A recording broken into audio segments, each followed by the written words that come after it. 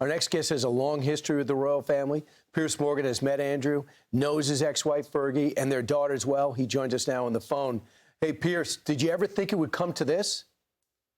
Do you know, I was beginning to fear it might, but when it actually happens, it is an absolute bombshell. I mean, to put this into context, there has been no member of the royal family arrested in my lifetime. I'm 60 years old. If you have to go back centuries to the last time that a member of the British royal family was arrested. And this is a serious matter. If he is convicted of misconduct in public office, then the vast majority of people that receive that kind of conviction end up with a prison sentence, and the maximum sentence is life imprisonment. And this is the king's brother who remains eighth in line to the throne. So this is, like I say, an absolute bombshell. Not completely surprising, because I think the tone of the King's statement last week clearly opened the door for the police to make a move. So Piers, just to be clear for us that don't understand, even though his royal titles were taken away, even though he was kicked out of the palace and all the estate, he's not receiving a salary from the government, from the people anymore, he still remains in the line of succession? Yeah, I know it sounds preposterous, but that is the current state of play. Now, I think it's very fanciful that he would ever accede to the throne under any circumstances, and I think increasingly that is going to be ruled out anyway by the sequence of events. But I think it's important to clarify here that the arrest is not in connection with anything to do with the sex scandal involving Epstein. This is very specifically about his behavior when he was a trade envoy, which is a government appointment. He was acting on behalf of the country for about a decade, in which he traveled around the world as a kind of business envoy for the country. And during that period, we now know from leaks from the Epstein files, he was giving Epstein, and remember, a convicted pedophile, he was giving him the information he was getting, top secret information, as a trade envoy. I mean, this is treacherous, treasonous behavior by a man who is the brother of the king of this country now. So these are very serious allegations. And of course, once there's a police investigation, they've been raiding all his homes now. They'll be taking all his devices, everything they can find that may relate to this.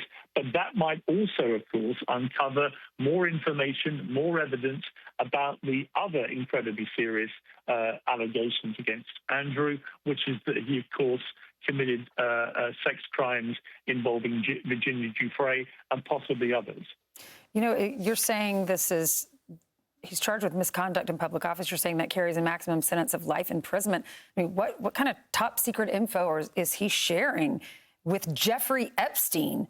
And how serious is this? Why would he share secrets about the government with Jeffrey Epstein? This is a statement, Piers, and I want to get your reaction from the King that we just read earlier, but now that we have you on, I've learned with the deepest concern and news about Andrew Mountbatten-Windsor, and suspicion of misconduct in public office. What now follows is the full, fair, and proper process by which this issue is investigated in the appropriate manner and by the appropriate authorities. In this, as I have said before, they have our full and wholehearted support and cooperation. Let me state clearly, the law must take its course. As this process continues, it would not be right for me to comment further on this matter. Meanwhile, my family and I will continue in our duty and service to you all. What do you make of that statement? He's calling his brother by his full name. Right. Yeah, it's just astounding. I mean, this is somebody who was Prince Andrew, who was the Queen's favoured son, it was reported constantly. And there are going to be very difficult questions for the Queen. You know, you've got to remember, the Queen stepped in and paid over $12 million, it is reported, to Virginia Giuffre to settle that case she brought against when he was then Prince Andrew.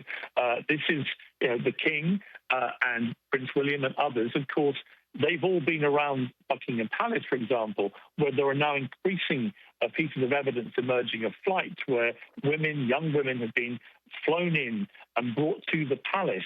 Who knew what, where, and when? You know, it's increasingly likely, I would say, that other senior members of the royal family are going to have to also be interviewed by the police. So this might just be the tipping point of a gigantic scandal, which represents, I would argue, an existential threat to the monarchy itself. It is that serious. Wow. So, Piers, let's talk about the government. We know about Ambassador Mandelson out. He's linked in the Epstein files. We know the chief of staff that recommended him to Starmer. He's out. He said it was my fault. I recommended him, so I'll quit. Is Starmer going to stay in office? The prime minister? Is he basically hanging on by a thread? Yeah, I think he's a political dead man walking. I mean, and it's all centered around what happened with Lord Mandelson. And the short version of that scandal is that Mandelson, who had twice previously lost government jobs, was brought back by Keir Starmer last year to become the UK ambassador to the United States.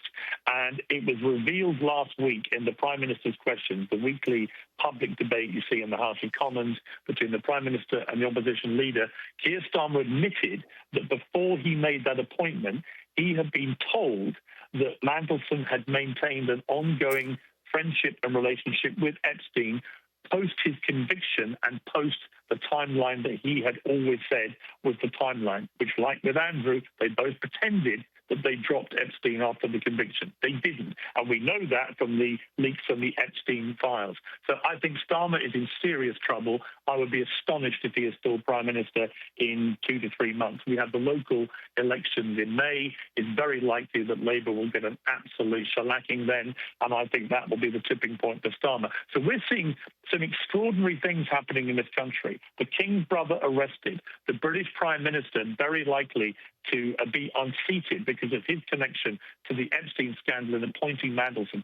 Mandelson himself, remember, it's now been shown from evidence in these files, was also, when he was the business secretary to a senior member of the British government, he was also giving highly sensitive, classified business information to Epstein. Now, remember, Epstein was a financier. So was he taking this information from Lord Mandelson, a member of the British government at the time, and from Andrew when he was Prince Andrew, a senior member of the royal family? Was he taking the information that they were both giving him, which was top secret, and they're using it to make a ton of money? That will be I'm sure, the paper trail that the police, both here and probably the FBI and other authorities in America, will now be pursuing. But Piers, why do you think the king is being so forceful here? Because it would appear, at least for some, that he was protected by the queen at one point. But now that the new king is there, he is not supporting him one bit. I think, the Queen was an elderly lady who believes her son.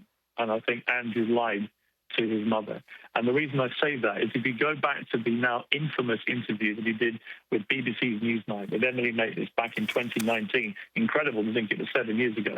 But if you go back and watch that interview again, as I did the other night, the number of things that he said in that interview that have now been proven to be lies by the evidential stuff that's coming out of the Epstein files, I suspect he was spinning the same lines to his mother, and she believed him, that he was totally innocent, he'd never met Virginia Giuffre, et cetera, et cetera, et cetera. We now know only from the last few days, well, not only was that picture of him with Virginia Giuffre and Ghislaine Maxwell genuine, because Ghislaine Maxwell confirms that in leaked emails, but we also know that from Epstein, from a leaked email a few days ago, that he had sex with Virginia Giuffre because Epstein reveals that in some correspondence. So all the statements that Andrew made in that interview have now been proven to be lies.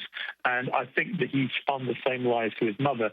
But King Charles has seen that these were lies, realizes that Andrew was lying, realized the severity of this scandal and the potential danger to the monarchy itself.